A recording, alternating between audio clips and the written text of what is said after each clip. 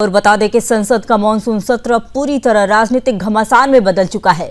कल बुधवार को सत्र के तीसरे दिन लोकसभा में कांग्रेस सांसद राहुल गांधी और समाजवादी पार्टी के प्रमुख अखिलेश यादव समेत कई विपक्षी सांसदों ने बिहार में मतदाता सूची के विशेष गहन पुनरीक्षण यानी कि एसआईआर को लेकर जोरदार विरोध दर्ज कराया। विपक्ष का आरोप है कि इस प्रक्रिया में गड़बड़ियां हो रही हैं जो लोकतांत्रिक प्रक्रिया पर सवाल खड़े करती हैं। आपको बता दें कि इससे पहले मंगलवार को मानसून सत्र के दूसरे दिन लोकसभा और राज्यसभा दोनों सदनों में भारी हंगामा देखने को मिला।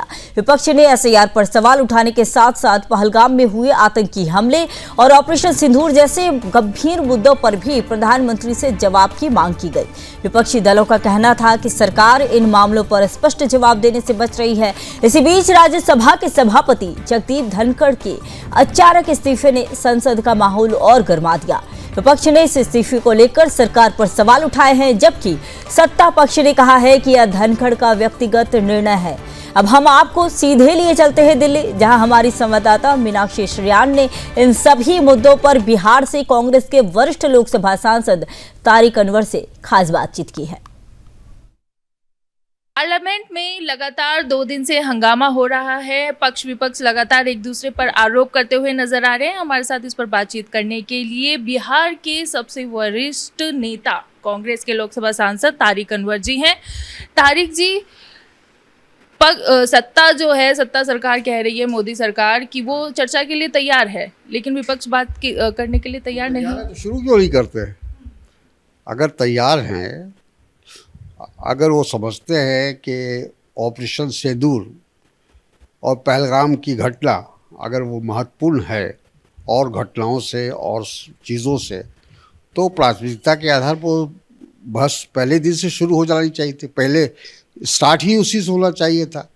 हम कांग्रेस वाले या विपक्ष क्या कह रहा है? ये कह रहा है ना कि भाई ये बहुत बड़ी घटना है, पहलगाम का जो आतंकवादी हमला है, और उसके बाद आपने ऑपरेशन सिंदूर किया, फिर उसके बाद सीज़ फायर किया, फिर बीच में प्रेसिडेंट ट्रंप आ गए।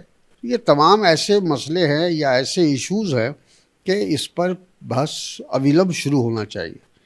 लेकिन सरकार की नीयत बहस कराने की नहीं है, या उसको टालने की है, या वो ये बताना चाहते हैं कि ये कोई बहुत महत्वपूर्ण नहीं है।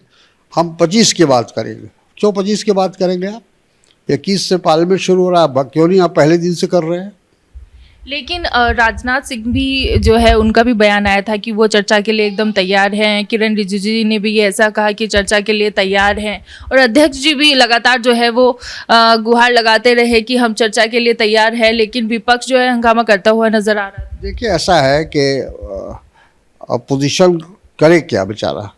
विपक्ष में हम हैं तो हम लोग क्या कर सकते हैं? हल्ला ही कर सकते हैं, हंगामा कर सकते हैं, मांग कर सकते हैं, सरकार को पर दबाव दे सकते हैं। ये भी एक लोकतांत्रिक तरीका है।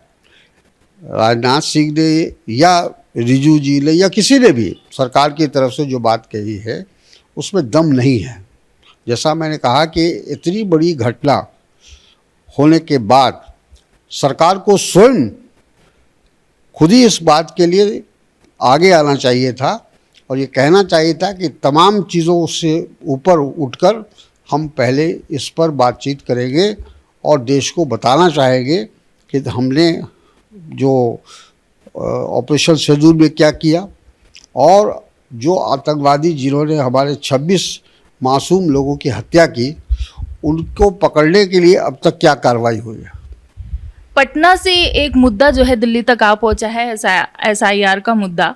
उस पर भी जो है बीजेपी ये कहती हुई नज़र आ रही है कि जो विपक्ष है वो रोहिंग्या और घुसपैठियों को सपोर्ट करना चाहता है, इसलिए वो नहीं चाहता कि वोटर लिस्ट की जांच हो।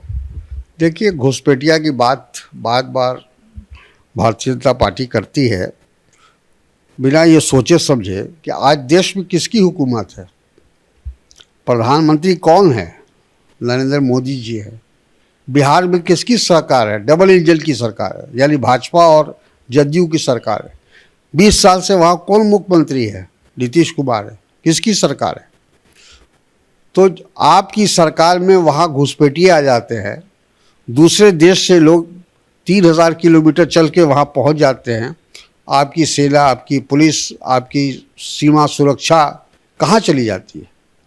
तो उसके लिए कौन दोषी है? सर अगर बात करें सत्ता को छोड़कर जनता की, तो जनता ये कहती हुई नज़र आ रही है, ये सवाल करती हुई नज़र आ रही है कि एक दिन का जो खर्चा होता है पार्लियामेंट का वो करोड़ों रुपए होता है, और वो जो है बर्बाद जा रहा है। ना पक्ष चर्चा के लिए तैयार है, ना विपक्ष चर्चा के लिए तैयार है। अगर ऐसे हंगामा होगा तो काम कब होगा? देखिए, ऐसा है कि इसके लिए जिम्मेदार सरकार है। सरकार, जैसा मैंने कहा कि अगर सरकार सीरियस होती, गंभीर होती,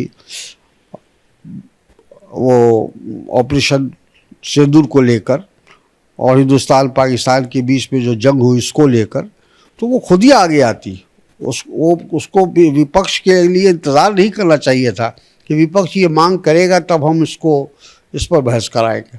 उनको तो खुद ही पहले ही दिन की ये कह देना चाहिए था। जब उन्होंने ऑल पार्टी मीटिंग बुलाई थी, उसमें भी विपक्ष के लोगों ने ये सवाल उठाया था, उसी वक्त ये कह देना चाहिए था कि हम 21 तारीख की शुरुआत इसी बहस से करना चाहते हैं। तो फिर ये कंट्रोवर्सी नहीं होती, ये विवाद नहीं होता, और सारे देश को मालूम होता कि सरकार ने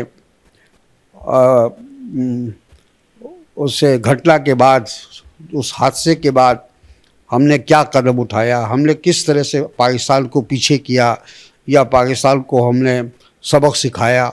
वो तमाम बातें कहने का मौका था सरकार को। और फिर ये बात का भी खंडन हो जाता कि सीज़ फायर में प्रेसिडेंट ट्रम्प का क्या भूमिका थी।